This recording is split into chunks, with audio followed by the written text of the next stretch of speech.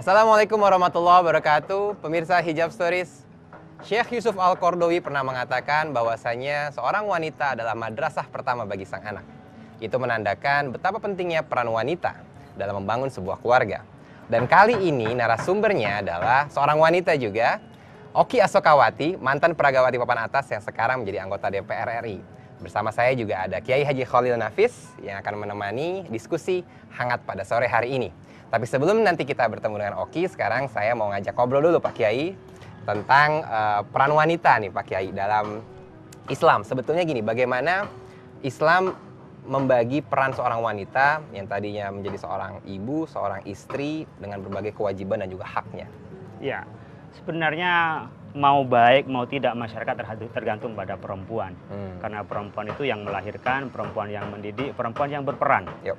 Oleh karena itu Nabi berpesan tentang berbuat baik kepada ibunya, tentu adalah perempuan. Dan 3 kali ya. Dan 3 kali menyebut ibumu, ibumu, ibumu, baru pada bapakmu. Artinya betapa pentingnya peran perempuan itu. Jadi ibu atau perempuan itu selain dia mendidik anaknya, dia juga ada peran-peran kemasyarakatannya. Dan di dalam Islam tidak untuk membatasi bagaimana perempuan itu hanya untuk mengikuti suami saja, tidak. Tetapi juga harus berperan pada masyarakat. Kita bisa ambil contoh umpamanya Siti Aisyah.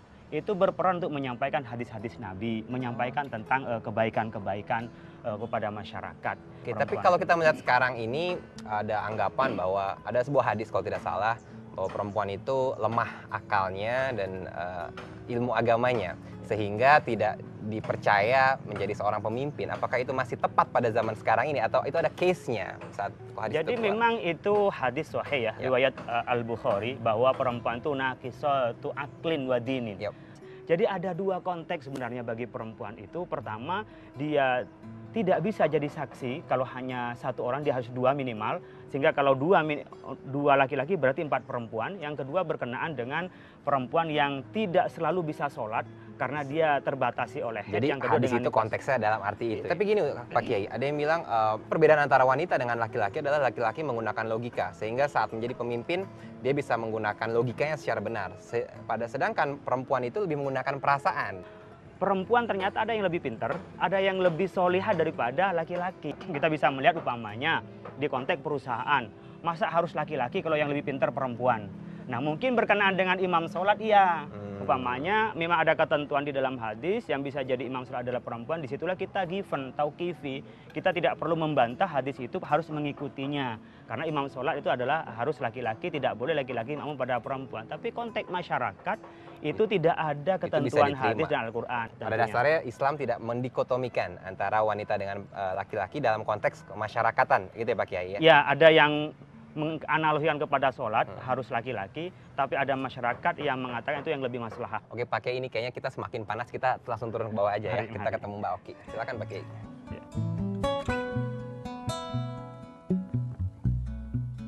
Oki Asokawati adalah seorang model senior Indonesia kelahiran Jakarta 6 Maret 1961. Oki mengawali karirnya di dunia modeling sejak tahun 1978 dengan terpilih menjadi putri bergaun malam terbaik versi sebuah majalah remaja. Karirnya semakin bersinar ketika dirinya terpilih menjadi model utama dalam peragaan busana yang digelar perancang ternama Iwan Tirta. Sosok pendiri sekolah modeling Oki ini juga tidak luput dari masa lalu yang kurang menyenangkan. Namun, sejak memulai karir di dunia modeling, rasa percaya dirinya pun kembali tumbuh hingga mampu membuat nama Oki Asokawati semakin bersinar dan menjadi top model Indonesia era 80-an. Oki yang kini semakin cantik dengan hijabnya, tengah menikmati beragam kesibukan sebagai seorang ibu dan aktif menyuarakan kepentingan rakyat sebagai seorang anggota DPR RI.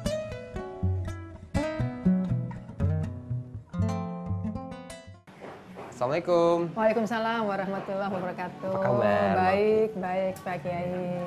Alhamdulillah. Udah lama juga ya nggak ketemu Mbak Oki ya? Terakhir waktu buku ini ya. Itu ya Satya.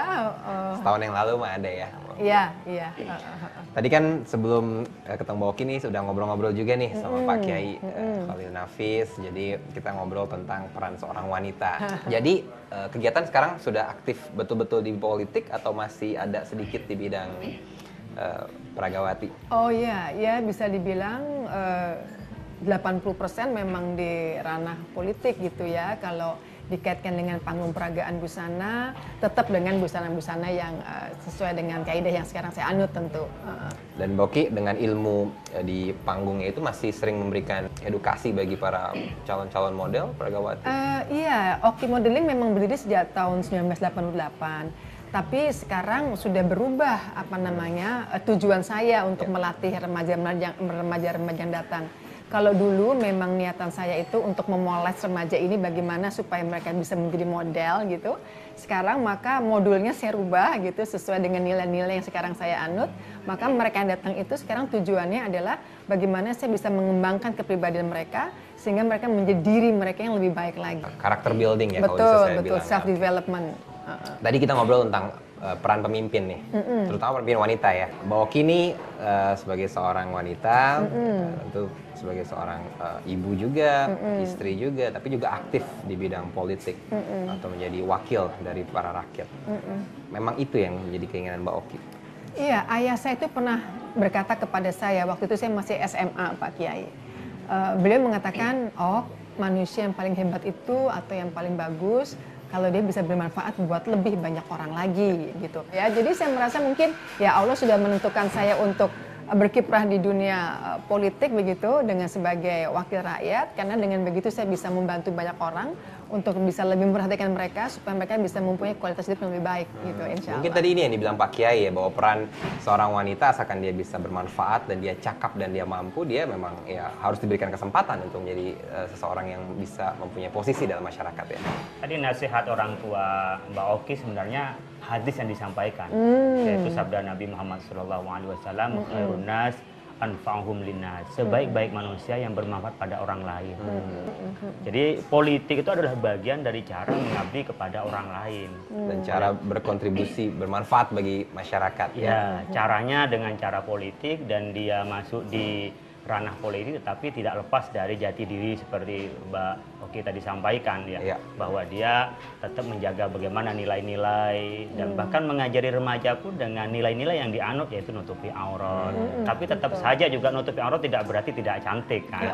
Tetap bisa modis, bisa bergaya, tetapi tetap pada koridor dia niat ibadah menutupi aurat itu. Oke, ini kita harus tahan dulu karena ada yang mau lewat ya. Dan Mbak Oki katanya pernah minder ya waktu kecil. Oke. Nanti kita bahas di segmen kedua ya. Oke pemirsa, jangan kemana-mana. Setelah ini kita akan bahas tentang apa yang membuat Oki Asokawati minder pada saat dia kecil. Tetap di Hijab Stories, A Beautiful Spiritual Journey. Oke pemirsa, masih di Hijab Stories dan kita langsung bertanya kepada Mbak Oki, apa sih yang membuat Mbak Oki dulu waktu kecil minder? Padahal kalau sekarang kan seorang peragawati yang sangat percaya diri, menjadi seorang anggota DPR juga. Iya. Mbak? Jadi memang kalau saya coba flashback ya Satya, menurut saya itu memang manusia sangat dipengaruhi oleh lingkungannya. Ya, dan lingkungan saya ketika kecil itu sederhana. Ayah saya bahkan 14 tahun pernah menjadi tahanan politik begitu, dan beliau bebas setelah saya masuk UI. Nah, berada dalam lingkungan yang seperti itu membuat saya jadi merasa kurang pede gitu ya. Namun alhamdulillah saya mempunyai ambisi. Ambisi saya waktu itu adalah ingin menjadi orang yang sukses gitu. Terus saya mikir, gimana caranya nih saya bisa menjadi sukses. Dan saat itu ada sebuah majalah remaja yang sedang top-topnya hendak menyelenggarakan pemilihan putri remaja. Dan saya pikir, mungkin ini caranya yang saya bisa kemudian menjadi pribadi yang sukses, tambah percaya diri. Dan ternyata ya alhamdulillah dari situ kemudian saya berkembang. Jadi mungkin kalau saya coba, please koreksi saya Pak Kiai kalau saya salah, sesuai dengan surat An-Najm 39, di mana kalau kurang lebih terjemahannya itu, tidaklah seseorang memperoleh apa yang telah diupayakan, begitu itu rasanya kok betul. Wa alaysa lil insani illa ma sa'a. Gimana Pak Kiai melihat Mbak Oki perjuangannya? Ya, saya pikir kita kan harus membangun husnudzon pertama.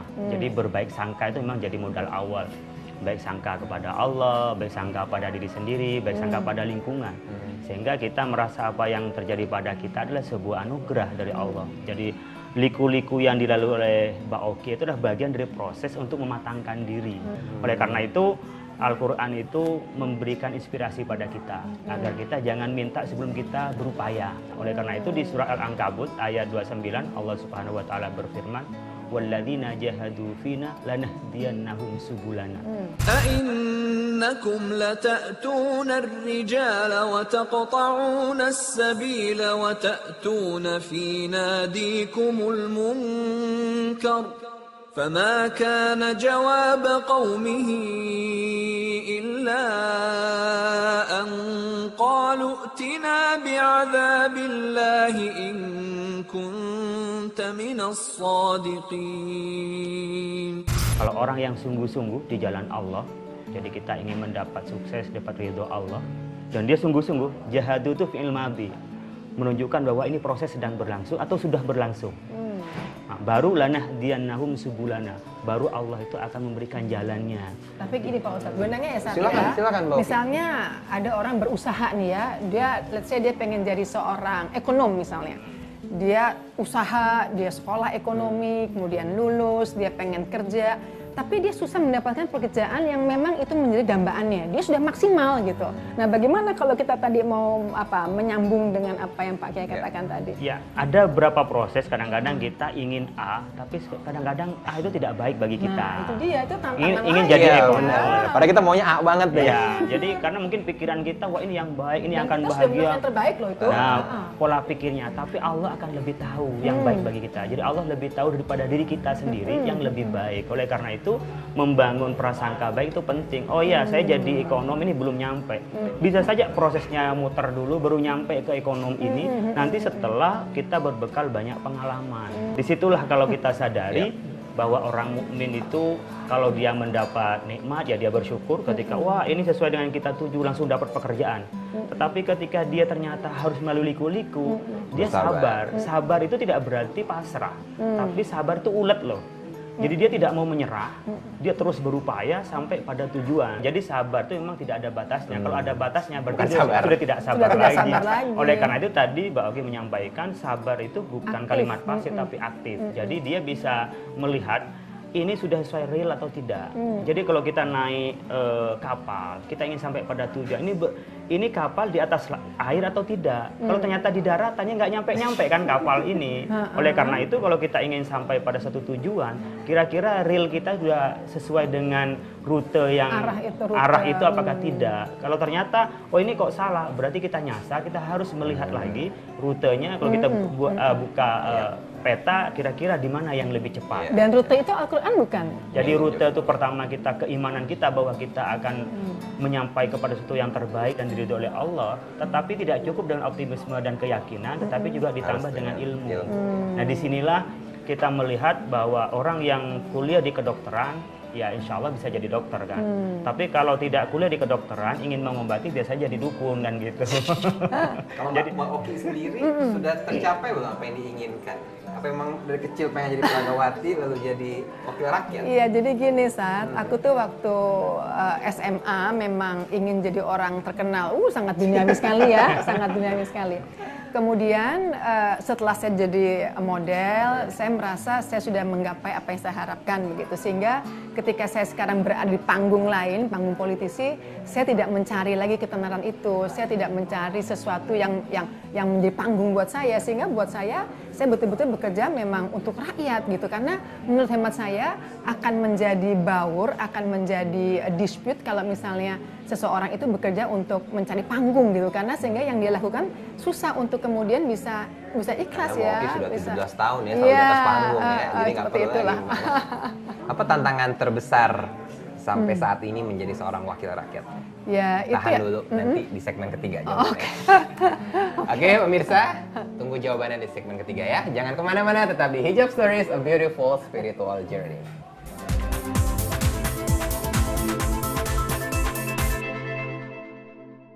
Baik pemirsa, masih di Hijab Stories bersama Oki Asokawati dan juga Kiai Haji Khalil Nafis. Mbak Oki ini di DPR di Komisi 9 yang membawahi bidang kesehatan dan ketenagakerjaan ya. Iya. Menyambung pertanyaan saya tadi, tantangan apa yang membuat Mbak Oki merasa ini sangat berat, bahkan sampai mungkin buat Mbak Oki nggak bisa tidur kali? Kerja sebagai wakil rakyat, seperti yang tadi saya bilang, itu menurut saya akan maksimal kerjanya kalau kita justru menghancurkan ego kita gitu ya, dimana kita harus belusukan, dimana kita harus mau membuat memo untuk menolong orang yang susah mendapatkan pelayanan kesehatan secara proporsional, gitu. Itu tantangannya. Dan menurut hemat saya juga bahwa itu yang perlu harus saya jaga gitu ya, antara satu sisi dilayani, sementara di sisi lain saya juga perlu harus melayani. Dan kalau kita tidak berpegang pada Al-Quran, kalau kita tidak berpegang bahwa ada yang lebih hebat dari kita, yaitu Allah Subhanahu Wa Taala, gampang sekali kita tergelincir gitu. Karena manusia tuh kan enak sekali kalau egonya dipupuk terus. Apalagi gitu kalau ya. fasilitas dikasih semua Betul, ya Mbak ya. betul. Jadi di situ menurut saya yang perlu kita tafakur, perlu kita timbang-timbang Ya. terus gitu. Dan yang menarik, Mbak Oki ini salah satu anggota DPR wanita yang berhijab. Sejak kapan berhijab? Apa sejak menjadi anggota DPR atau sebelum itu? Sebelum. Jadi saya berhijab itu tahun 2006. 2006. Gitu ya. Sementara kan saya jadi anggota DPR 2009. Nah, soal hijab boleh nanya ya Sat? Boleh, Ya? silakan. Nah, gini Pak Kiai, jadi ya saya kan sudah tidak muda lagi, jadi saya juga punya teman-teman juga yang sudah senior citizen gitu ya. Ada beberapa teman saya perempuan mengatakan gini, kalau udah misalnya kita nggak datang bulan lagi, kan nggak usah berkerudung lagi dong, kita kan udah tua Menopause gitu ya. lah istilahnya Dan ya. menopause begitu ya. Itu gimana Pak? Emang ada ya ayat ataupun hadisnya begitu? Memang ada ayat di surat An-Nur ya, ayat 60, wal qawaidu minan nisa illati la yarjuna nikahan ila akhirih. حكيم والقواعد من النساء اللاتي لا يرجون نكاحا فليس عليهن جناح أن يضعن ثيابهن غير متبرجات بزينة وأن يستعففن خير لهن Wallahu sami'un alim. Tentang perempuan-perempuan yang sudah tua dan sudah tidak lagi minat untuk menikah, artinya tidak bisa lagi dia melayani suami, dan juga orang sudah tidak tertarik pada dia, itu diperbolehkan ya. Jadi tarkhis itu dalam Islam karena dispensasi, bukan berarti karena dia untuk ya berhias, lalu untuk memamerkan auratnya, bukan. Tapi ada kondisi orang yang sudah tua tidak lagi bisa pakaian utuh karena ketuaannya itu. Nah, di sini saya mau ngambil pendapat ulama bahwa tetap saja bagi perempuan itu wajib menutupi aurat. Jadi dalam jilbab itu ada 4 T ya. Pertama, tarbiyah. Dia ada nilai pendidikan di dalamnya, bahwa ketika kita berpakaian itu ya inilah pendidikan kita, bahwa kita tidak sampai mengumbar aurat. Yang kedua, di situ ada namanya tazkiyah. Tazkiyah itu mensucikan. Jadi orang tidak sembarangan ketika berjilbab, pasti orang melihatnya, oh dia memang orang muslim yang memang taat dan dia itu mengamalkan agamanya. Jadi ada pesucian. Ya. Selain itu adalah tasfiyah, membersihkan. Jadi mungkin dari image-image negatif itu pasti ada. Mungkin dulu Mbak Oki sebelum berjilbab, umpamanya orang berpikir lah, ketika berjilbab, wah sok suci, sok suci macam-macam. Pasti banyak cibiran-cibiran macam-macam. Waduh, setelah dia umpamanya leluasa, baru setelah itu pakai jilbab. Yang terakhir adalah tarkiyah. Tarkiyah itu adalah meningkatkan martabat dirinya, meningkatkan keagamaannya, meningkatkan martabatnya. Itu dalam jilbab. Sehingga jilbab ini selain karena kita taat kepada Allah, itu sebenarnya adalah kebaikan bagi muslimah itu sendiri. Berbicara hijab dan juga modeling ya Mbak Oki. Iya. Sekarang hijab nih lagi naik daun nih. Dikaitkan dengan dunia modeling, seperti apa tanggapan Mbak? Ya, pertama saya bersyukur sekali bahwa fashion hijab itu di Indonesia itu perkembangannya sangat luar biasa, ya. Banyak desainer-desainer muda menurut hemat saya yang mereka itu kreasinya itu sangat luar biasa. Artinya perempuan-perempuan di Indonesia itu dihadapkan pada berbagai macam pilihan yang mereka bisa pilih gitu untuk tetap menggunakan hijab ini gitu. Dan saya juga melihat bahwa dengan berhijab bisa tetap kelihatan cantik, bisa tetap berprestasi juga. Oh, Pak Kiai sendiri melihatnya seperti apa? Ya sebenarnya kan Islam mengajarkan untuk berbusana muslimah itu jangan berlebihan, jangan berkurang gitu ya. Jadi berkurang sampai umpamanya dibawa sampai atas, di sini cuman kelihatan juga itu kan berkurang. Berlebihan juga tidak boleh juga, umpamanya sampai berlapis 5, 6 karena model umpamanya. Jadi tetap ada kerangka di dalam berbusana itu menutupi aurat tentunya. Jangan sampai terlalu transparan, jangan terlalu sampai ketat. Yang kedua, di samping kita juga berbusana muslimah seperti itu, kita juga harus ingat bahwa tujuan utama adalah ibadah pada Allah. Soal model, modisnya seperti apa, itu diserahkan pada yang layak bagi masyarakat. Mungkin terakhir, Mbak Ya, Oki, ya. pesan bagi para pemirsa, bagi yang ingin berhijab, mungkin belum yakin, apa nih pesan dari Mbak Oki? Nanti mungkin akan ditutup oleh Pak Kiai. Iya, ya saya mau mencoba mensitir tadi di An-Najm 39 ya saat ya, bahwa tidaklah seseorang memperoleh apa yang sudah diupayakan. Artinya berupayalah untuk selalu mengikuti aturan-aturan ataupun perintah-perintah Allah Subhanahu wa taala. Insya Allah nanti mendapatkan hidayah untuk kemudian bisa berhijab, insya Allah. Insya Allah. Oke, singkat saja kesimpulan dari diskusi kita kali ini. Ya, kita berhijab itu tidak untuk membatasi diri, tapi juga untuk menjaga kehormatan diri. Oleh karena itu, yang berhijab tidak berarti dihalangi untuk bekerja, tidak dihalangi untuk berkiprah, tetapi dimanapun berkiprah tetap menjaga nilai-nilai Islam. Subhanallah. Terima kasih banyak Mbak Oki. Sama-sama, Senang sekali bertemu Terima Pak kasih, Kiai Pak Haji Ustaz. Khalil Sama-sama. Nafis juga. Saya manggil Kiai, Mbak Oki manggil Oh, Ustaz. Sama oke. aja sih sebenarnya. Oke. Terakhirnya ada buku 99 Hijab Stories yang ada Mbak Oki-nya juga. Oke, terima kasih. Oke, baik pemirsa, sekian edisi Hijab Stories bersama Oki Asokawati dan Kiai Haji Khalil Nafis. Semoga bisa memberikan manfaat bagi kita semua. Sekian, wabillahi taufiq wal hidayah. Wassalamualaikum warahmatullahi wabarakatuh. Waalaikumsalam.